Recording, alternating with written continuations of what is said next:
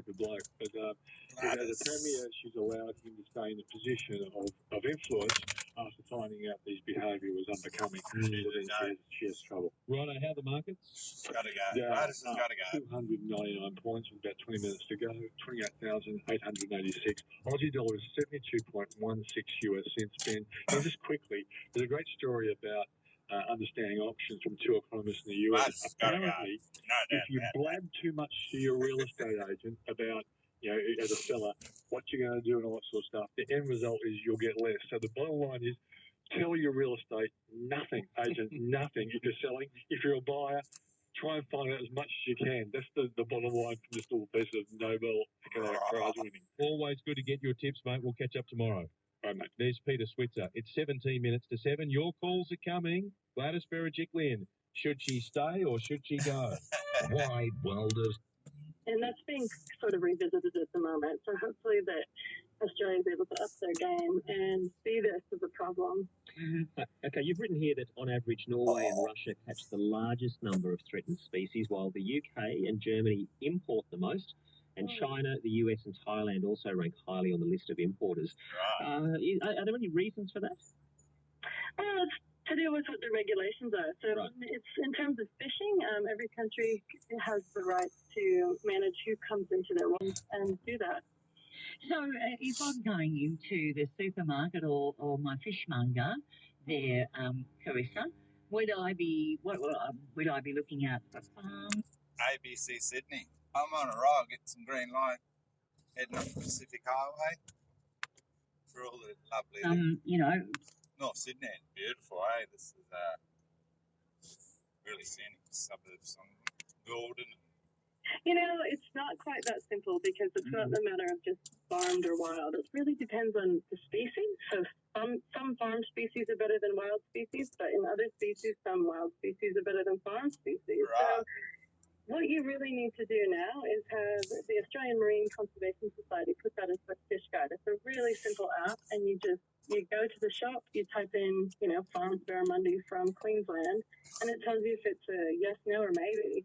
And that can help you make informed choices. Okay, just give us that. Give us that again, Yeah, the Australian Marine Conservation Society, AMCS, and they put the Good Fish app out, and they also have a good restaurant app. So they list restaurants nationally in Australia that you can go to. Good Fish app from, was it? Society of Marine Conservation. I saw a shirt for them yesterday.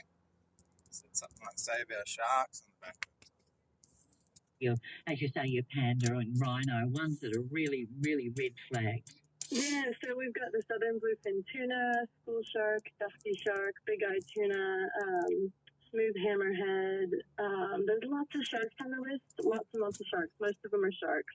And unfortunately, when you go to buy your fish, it's probably not going to be labeled by the species if it's cooked. It's just going to say flake.